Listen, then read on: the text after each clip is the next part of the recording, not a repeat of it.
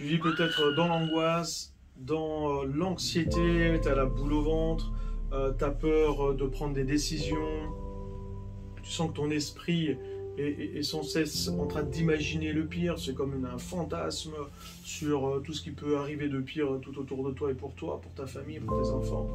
Et tu as peur de dire non aussi, tu as peur de te positionner. Tu as peur justement aussi peut-être du jugement des autres, c'est-à-dire que tu es tout le temps, tu te sens tout le temps en train de te comparer, en train de peut-être te dévaloriser quelquefois. Voilà, et tu ressens l'ensemble de cette peur et ça qui t'empêche en fin de compte d'avancer.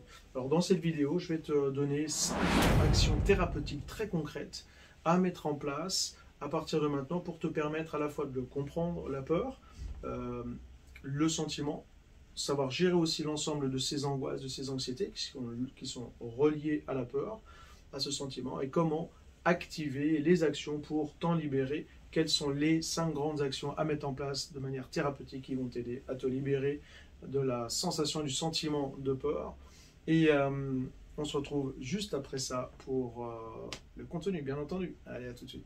Pour cela, si tu ne me connais pas, je te laisse t'abonner et puis notamment de t'inscrire à la newsletter que tu retrouveras juste en dessous dans la description, qui te permettra de recevoir régulièrement, tranquillement, sans vous harceler, de temps en temps des vidéos et puis des mails pour vous permettre justement d'avoir toutes ces pépites au fur et à mesure de ton développement personnel. Allez, on se retrouve tout de suite pour le contenu de cette vidéo.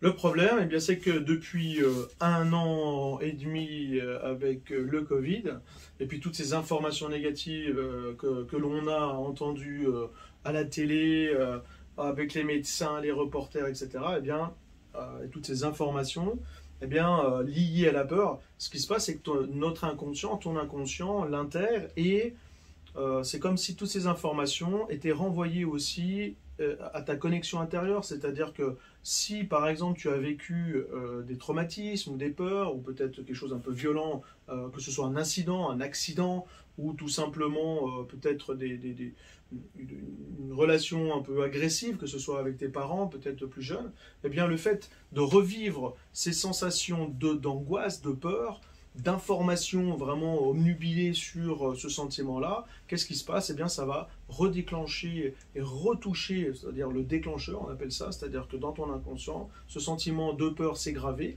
et puis l'ensemble de toutes ces informations vont venir redéclencher ce sentiment, et au fur et à mesure, risque de redéclencher justement toutes ces angoisses, peut-être, comme je disais tout à l'heure, sur l'anxiété, sur ce phénomène de respiration, d'être sensation d'être oppressé, qui va se remettre en place et se propager, alors à la fois à la maison, à la fois au travail, à la fois dans les pensées, et tout simplement relancer la machine de la peur, relancer la machine de ces angoisses.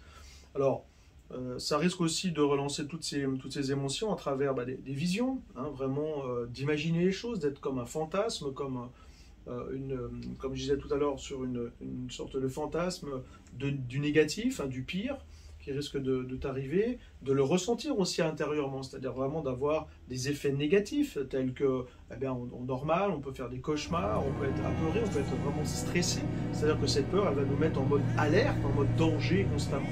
Et donc, ça nous empêche d'être à l'inverse, justement, un peu dans la joie, dans la détente. Et au fur et à mesure, si on ne le traite pas, ça va ne faire qu'empirer. C'est un risque aussi.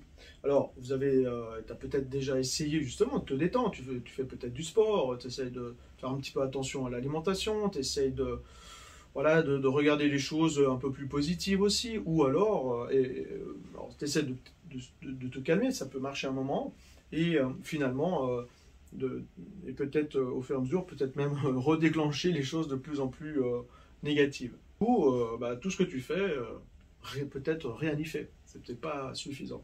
Alors cette vidéo, elle va t'aider justement à comprendre le sentiment de peur que tu ressens, qui est inscrit certainement en toi depuis longtemps, que par exemple le Covid ou tout autre accident ou incident redéclenche toutes ces sensations. Et donc, tant que tu ne te libères pas de ce sentiment de peur, il reviendra tout le temps. Alors pourquoi je te dis ça? parce que lors de mes séances avec les clients, liées sur des thèmes notamment d'angoisse et d'anxiété, parce que les personnes viennent pour ça au départ, eh bien ça permet justement de comprendre que dans l'analyse, on va mettre en évidence que ces liens comportementaux finaux, si tu veux, c'est que si tu es dans ces angoisses, finalement, on va l'analyser, on va le mettre dans le contexte, voir dans ton environnement comment ça se passe, comment ça se manifeste tout simplement. Parce qu'on dit justement en thérapie, en PNL, que derrière tout cela se cache justement un sentiment. Ce sentiment, c'est la peur. Et donc l'idée, c'est que tant que tu ne travailles pas sur ce sentiment, eh bien, il y aura toujours ce risque de redéclencher ces angoisses de temps en temps ou de plus en plus. Et donc, on va analyser dans une thérapie, par exemple, la peur, voir comment ton inconscient l'intègre, comment il le vit intérieurement. C'est-à-dire que quand tu es dans la peur, comment tu le vis, comment inconsciemment tu le vis. En gros, ton inconscient, c'est comme la part de toi, la part d'enfant qui est en toi, qui a 6 ans à peu près d'âge mental. Ça ne veut pas dire qu'il est bête, ça veut dire qu'il a 6 ans, c'est-à-dire qu'il a appris un sentiment, il s'est mis sur cette connexion de ce sentiment négatif. Pour lui, il la vit d'une certaine manière, et donc il le met en place à travers différentes manifestations, telles que l'angoisse, la peur de dire non, l'anxiété, la peur de se positionner, tout le temps de se comparer, de s'inférioriser, de ne pas oser avancer tout simplement. Et plus on avance, et bien plus ce sentiment prend de la place, parce que l'inconscient croit que, en gros, c'est le sentiment à garder, et c'est l'autoroute de la peur. C'est comme une action, une autoroute sans cesse à mettre en place et à être surtout relié. C'est-à-dire que l'inconscient va constamment rester attaché à ce sentiment, et donc tant que rien n'est fait sur ce sentiment, quel qu'il soit d'ailleurs, mais en particulier sur la peur, eh bien il risque, encore une fois, de le mettre en place à travers plein de manifestations. Et peut-être même à l'inverse, essayer d'avoir le moins peur possible, c'est-à-dire à l'extrême, d'essayer même de tout contrôler pour rassurer son inconscient. Mais finalement, faire ça, c'est une autre façon de le manifester, mais finalement, c'est toujours relié à la peur.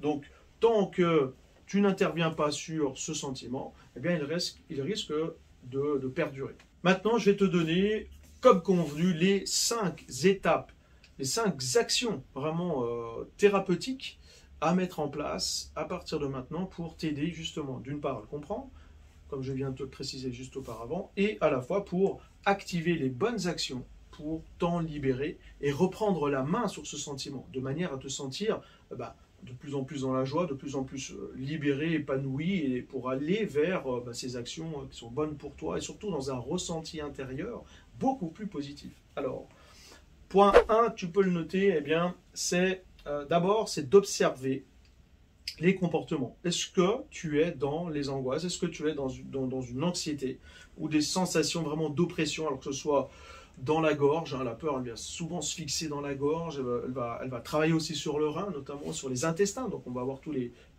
problématiques intestinaux.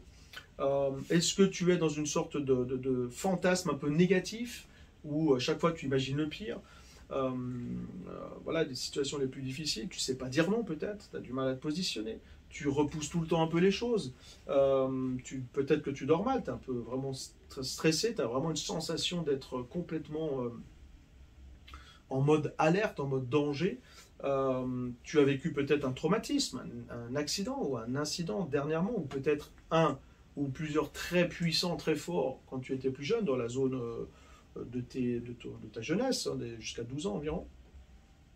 Alors si tu te reconnais justement dans ce que je viens d'annoncer, eh bien déjà ça te valide qu'effectivement tu es connecté et alimenté au sentiment de peur. Donc ça valide en fin de compte par le concret, par tes comportements, par les actions très concrètes, environnementales, conjoncturelles, que tu es bien et que tu as vécu cela. Donc ça valide justement la possibilité d'agir sur le sentiment de peur.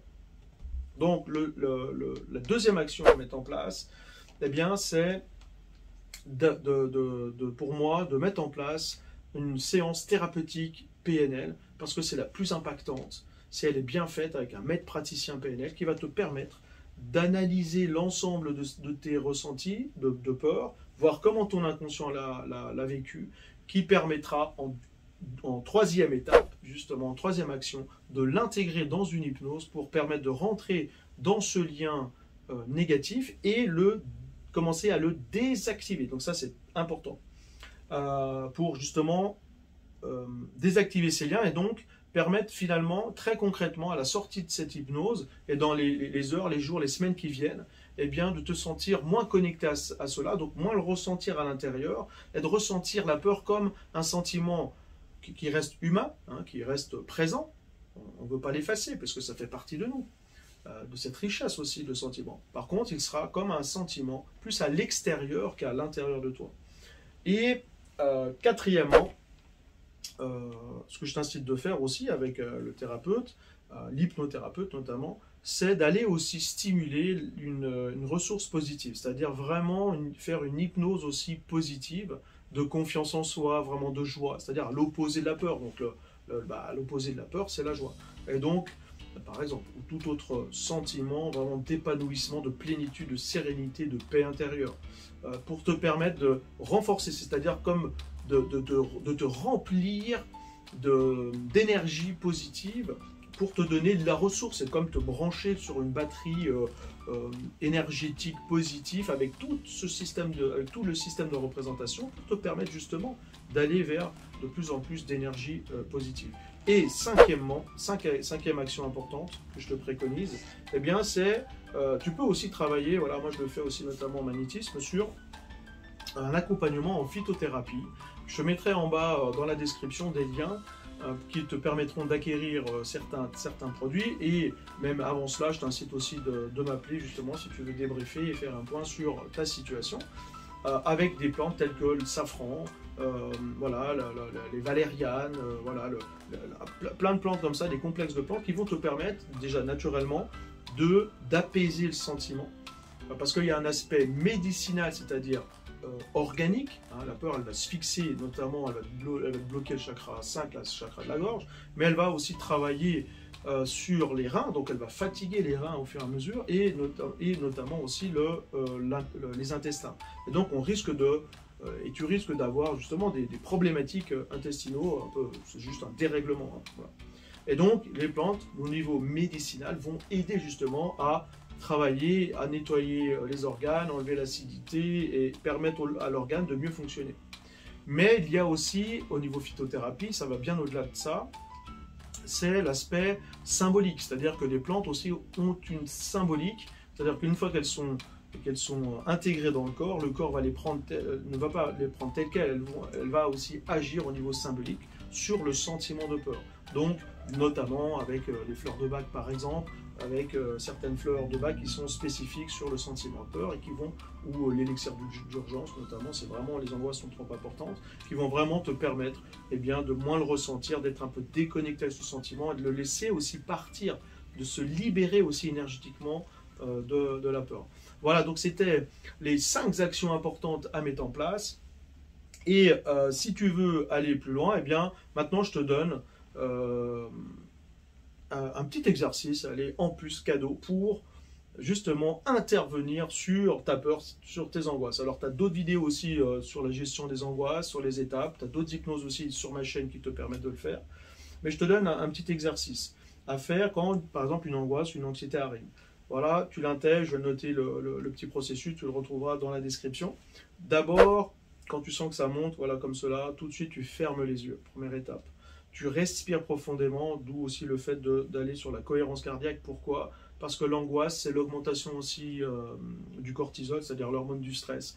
Et donc le fait de respirer tout simplement, naturellement, ça va baisser. Ça c'est le point 2, pardon, de respirer profondément. Point 3, tu vas faire ce qu'on appelle de la visualisation, c'est-à-dire tu vas, et pas n'importe laquelle.